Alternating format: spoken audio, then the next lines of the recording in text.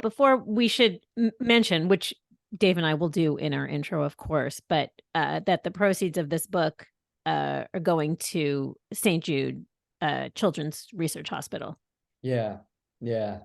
My grandfather founded St. Jude in 1962, and it was something that was really important to him. He wanted to build a place where if your child had cancer or any other life-threatening disease, that they could come to this hospital. And it was such a dream at that point, because cancer was a death sentence for children at that time. There was no cure. And so he wanted to lean into that and try to make a cure, find a cure. And especially in the South, where there were so many Black children in the Black community weren't being treated at all. And so he wanted to build it in Memphis.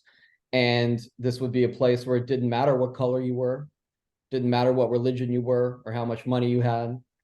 If your child was sick, you come to us and we're going to pay for your treatment, your travel, your housing, and your food. And when the hospital first opened its doors, 4% of children with the most common form of cancer survived. And now, because of the research and protocols developed at St. Jude, that number is now 94%. And we lead the way that the world understands, treats, and defeats childhood cancer. So it's a really beautiful, incredible place with a beautiful mission. And when he passed away, that's why I started Music Gives to St. Jude Kids. I wanted to create a campaign that reached out to the music business and got them involved. And so that's what this book eventually became. So if you buy the book, all of my royalties go to St. Jude. So it's also, on top of everything else, it's a really beautiful cause to donate to. So the artists, the in with the artists, because a lot of them, like you said, support and probably had already supported St. Jude. But yes. Was that an easy, because you spoke to everybody in the book, in which we didn't even say the name of the book yet, The Singer's Talk. Yeah, The Singer's Talk. Was it easy to get in with them? Nothing is easy. Nothing is easy.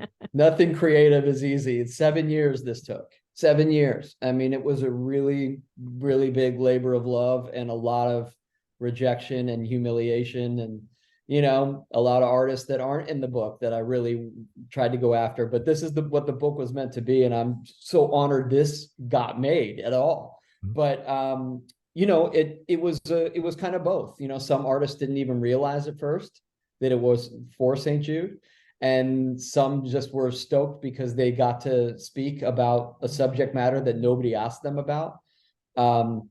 Which is the subheader of the book. The greatest singers of our time discuss the one thing they're never asked about, their voices, because singers never get asked about their actual voice. So it was so great to hear all these singers be able to be like, to say to me, thank you. No one ever does this. No one ever asks us this. And then St. Jude, obviously a huge kind of like soft cushion to land on. Like, I don't know this guy, but the money is going to St. Jude, and look at all these other people that have been doing it, and I think it was a lot of goodwill towards it in many areas. And it was just I got really lucky that it happened. So like with our podcast, it's usually the first one that's the hardest one. Yeah. And then that kind of gets the ball rolling. Oh, this guy yes. did. Okay, it's all did. So who was your entry point? Yeah, well, my entry point was Dionne Warwick, who was a family friend, and my sister's named after Dionne. So there's pictures of my baby sister sitting on Dionne's lap as a child and stuff. And my sister's older than me, but as a baby.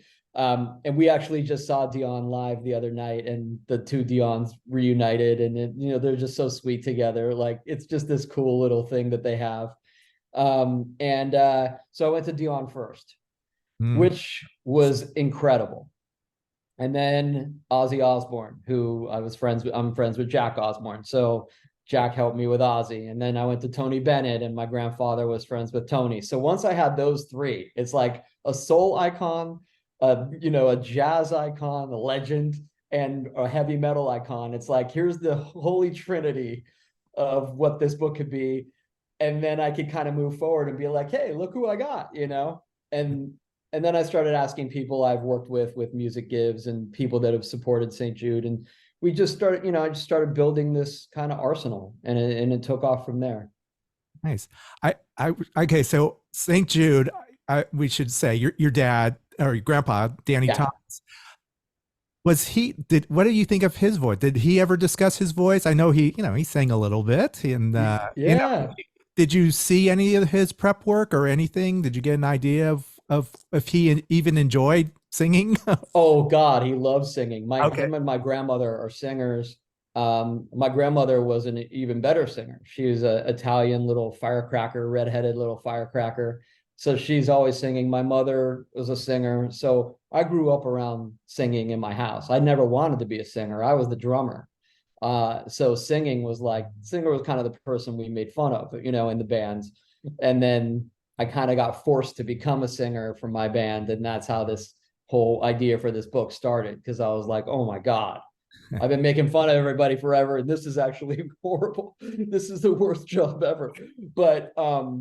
But my grandfather had a beautiful voice, beautiful voice, especially when he would sing in Lebanese.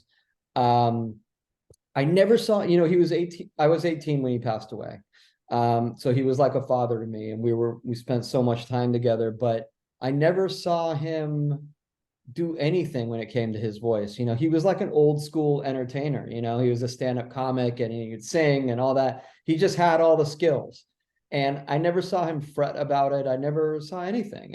And he and I actually did a play together where he sang, and I played I like a young Einstein, and he played Einstein's grandfather, and he sang to me in the play, but I never saw him do anything. He just was great at what he did.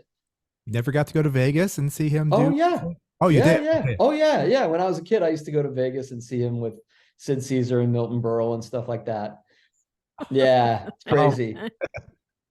But I never saw him preparing. I was never backstage like watching his warm-up routine. I was an idiot. You're a kid. You don't know anything. Now I wish I could talk to him about all of this stuff. I think that's true with anybody in any of our grandparents, right? A million questions to ask. Yeah. It's weird how you're kind of like, when you're younger, you're so kind of laser focused on whatever you're up to, and your own, the world revolves around you when you're a kid.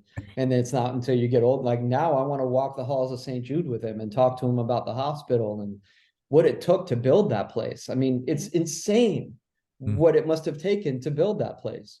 And there's books you can read about it, but it would have been nice to be there with him,